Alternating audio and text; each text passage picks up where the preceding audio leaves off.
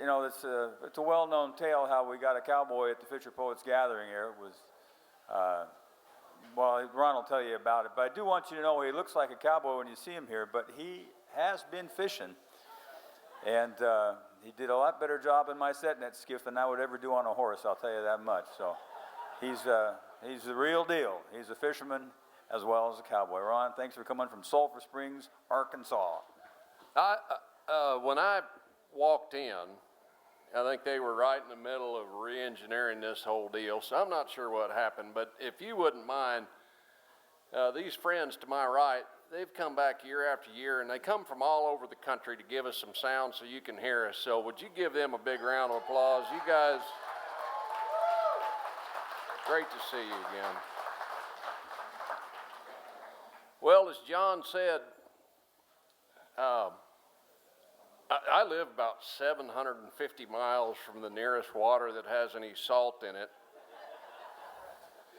But I do hold the distinctive honor of being the only person in the rural mail route of Sulphur Springs, Arkansas, to be a subscriber to the National Fisherman.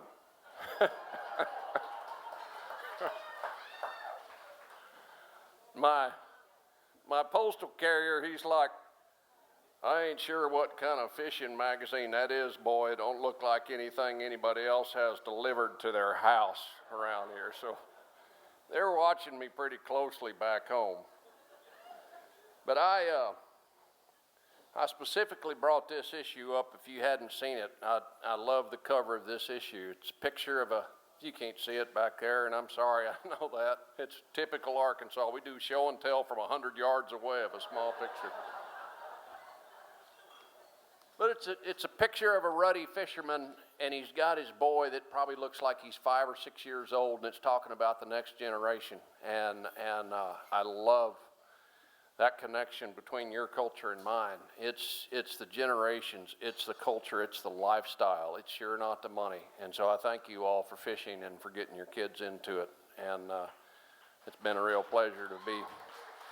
So I'm going to do a couple of poems, and I'm going to read these first two. I like to memorize my poems, and not because I'm any smarter than you. In fact, actually, if you recall, I am from Arkansas. It's easier for me to memorize them than it is to read them. So this is going to be a real struggle here. But these two poems I wrote specifically for Fisher Poets Gathering, and so I would ask you this. If you are part of the fishing culture, thank you. What a privilege it's been just to get a peek into your world. If you're not, join us, and I'm about to tell you how. This is how I join the fishing culture. This is why when I leave Astoria every year, it's not the last time I'm talking about salmon. And so this is a poem that I wrote. I only recited it here once, but I thought it'd be fitting tonight. An ambassador to fishermen, whoever would have guessed, making friends in a salty world, my life you sure have blessed. Like Homer in the Odyssey, I'm on an epic quest to find restaurants across this land that choose to serve the best. Is your salmon wild is the question I always pose. If they don't know the answer, I say, well, bring someone who knows. If it is, I thank them, and I order up the dish. But if it's not, I tell them I won't be having fish. Heaven help the waiter who wants to sell fish from a cage. The hat and the boots don't give a clue the trouble he's about to engage. Oh, my fish tastes just as good, he says. You can't tell the two apart. Well, even if I could, it's less about my palate and more about the heart. Caged fish on a plate, no adventure. That's quite a bore. These institutional products I can buy at any store. For what I pay for meals here, your fish should have a story about a lonely fisherman on rough seas and just a little dory. Oh, I eat corporate food each day. Of that I don't complain, but sometimes I want to eat from those who've suffered from the pain. of fishing long and hard without a profit guarantee, just the lure of the life they love, the freedom of the sea. They don't ask it to be easy, just simply that it's fair. Most folks don't know the issues. The public's unaware of government interference, unfair trade, and seasonal delay. It seems the independent fisherman seldom has a say. Now, friends know it's my nature to take on a buddy's fight. Still, they ask me why I choose to voice the fisherman's plight. Well, see, I simply had no choice. It was my fate, you see. I really didn't choose them, but for some reason they chose me. So I'm a cowboy Johnny Appleseed, planting thoughts instead of trees, spreading wild salmon tales where there's no ocean breeze. I've embarked upon a journey with your story and my rhyme to educate the public, be it one meal at a time.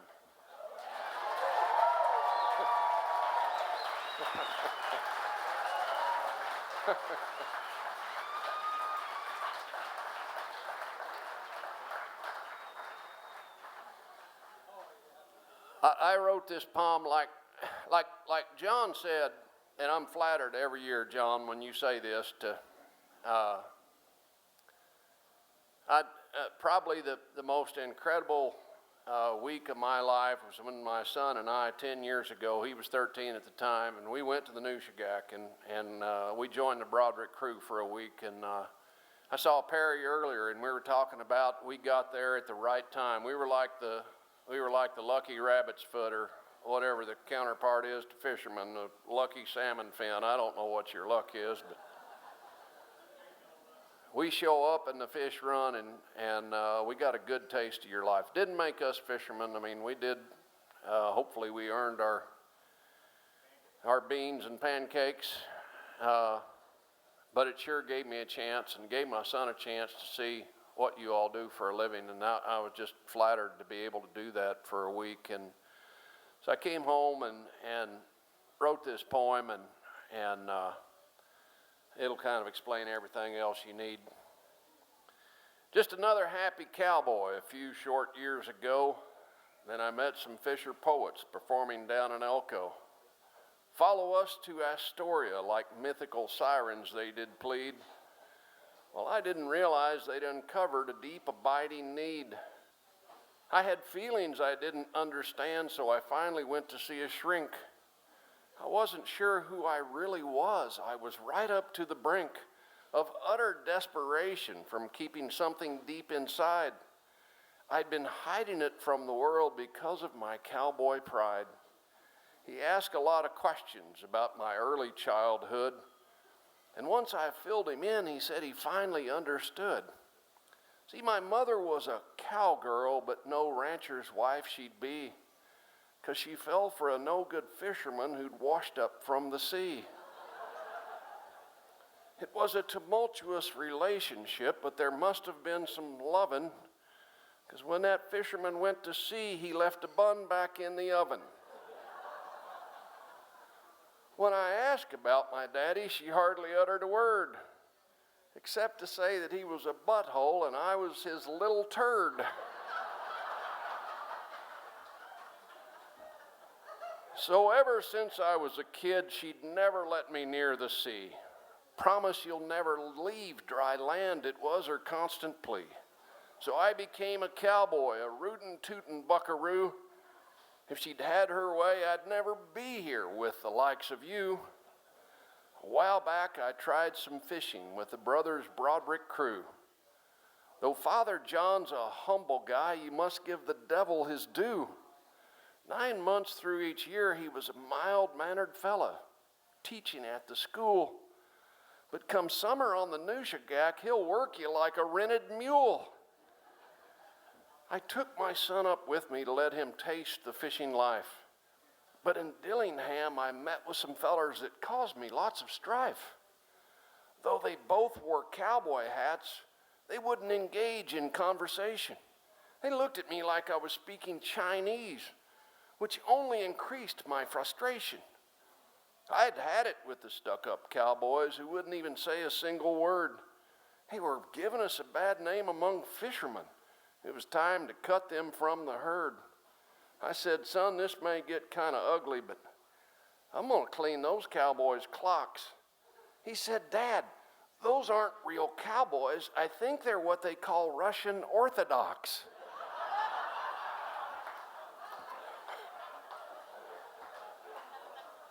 Though I only stayed a few days, it sure was long enough to know I liked wearing 620s. Why, I looked good in extra toughs. I wanted to be a fisherman, so I tried with all my might, but do I like the work or the clothes they wear? Am I a transvestite?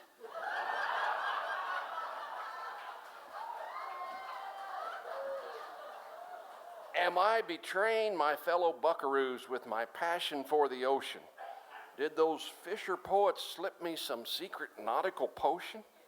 And do my partners know as we head down the cattle trail that underneath my cowboy hat I sport a ponytail?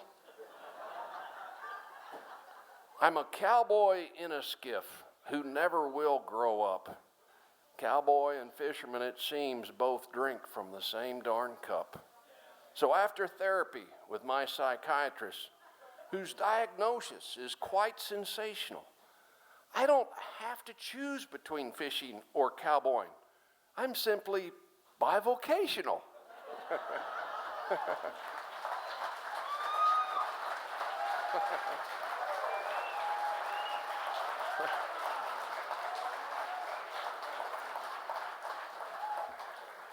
Hey, I'm going to do one last poem. I met a fellow who liked my pink shirt, right? And for fishermen, pink's been cool for a long time, right? Pink salmon. He's a shrimp fisherman. It's his favorite color.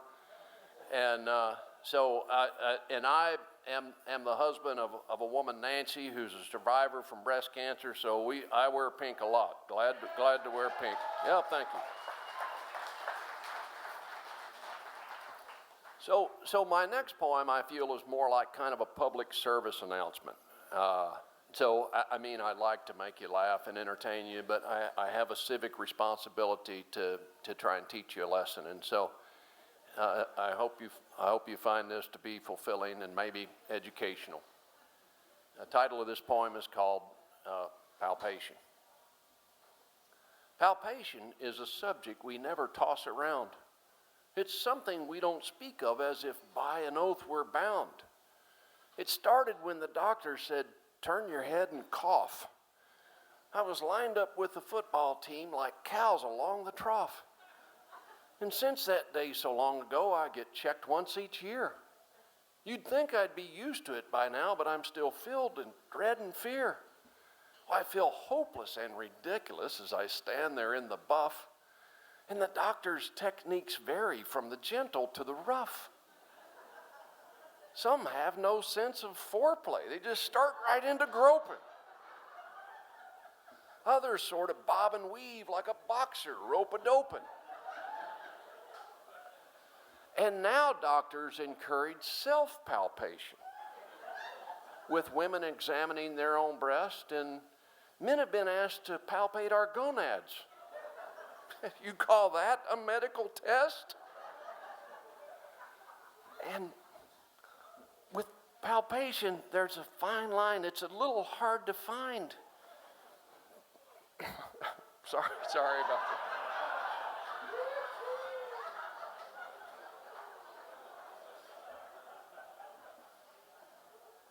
There's a fine line between palpation and fondling. It's a little hard to find, and too much palpation, I've been told, can make a guy go blind.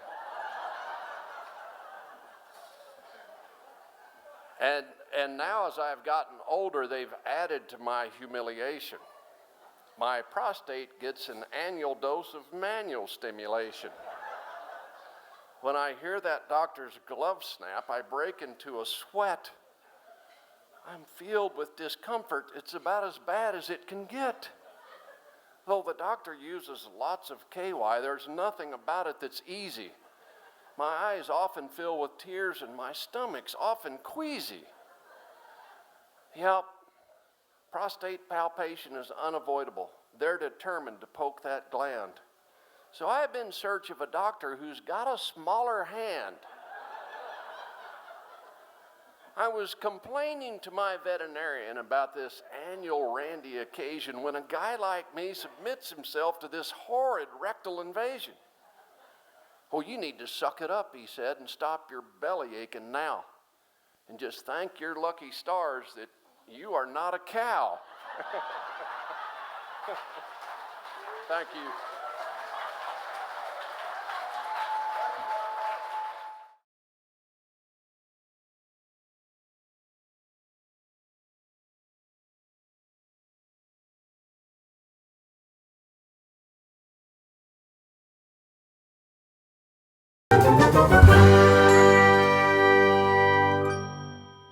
Hi, I'm Kerry Jones, and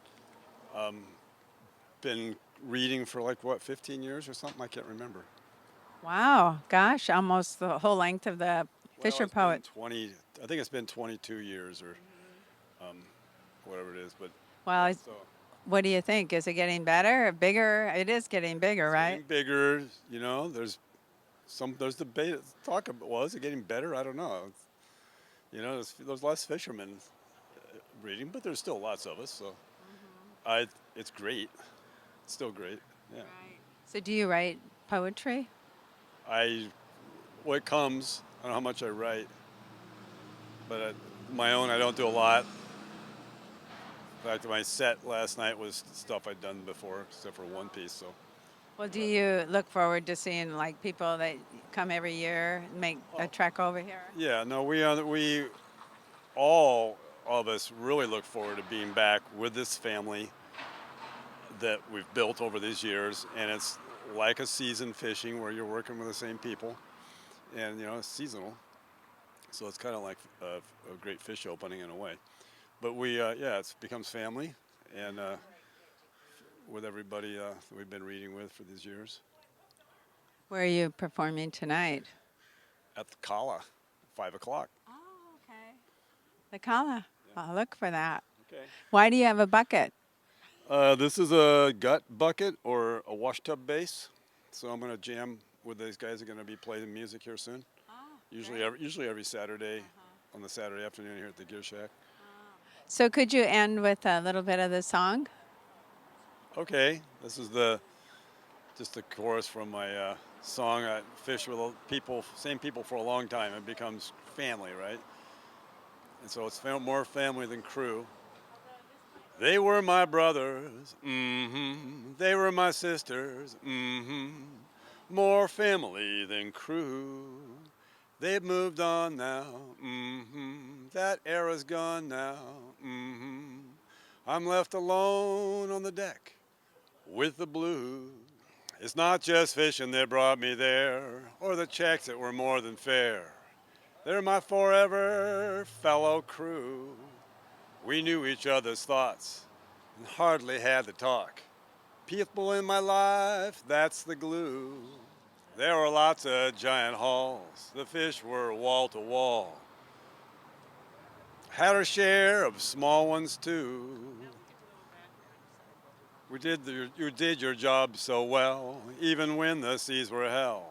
I always knew I could count on you. Cat mended with quick hands, and Diane's biscuits were so grand. And I'll sure miss her laughter too. Nate, the gear was always great, thanks to the deck boss being Nate. And his singing really cleared out the blues.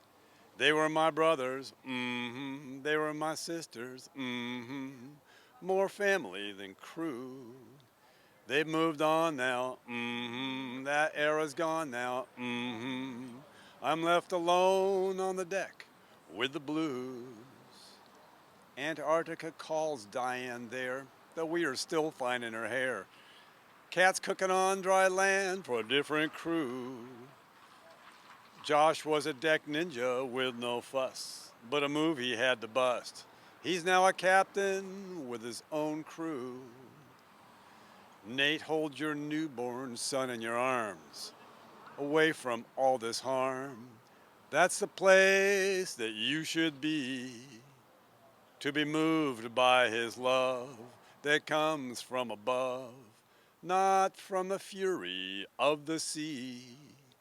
They were my brothers, they were my sisters, more family than crew. They've moved on now, that era's gone now, I'm left alone on the deck with the blues. There'll be new crewmen there, and they'll haul the gear pretty fair, but they'll never be as good as all of you. What we had was rare, you were deck mates extraordinaire. It won't be the same without you. They were my brothers, they were my sisters, more family than crew. They moved on now, that era is gone now, I'm left alone on the deck with the blues. That era's gone now, that they've moved on now, I'm left alone on the deck with the blues. Wow. Thank you. Thank you. That was wonderful.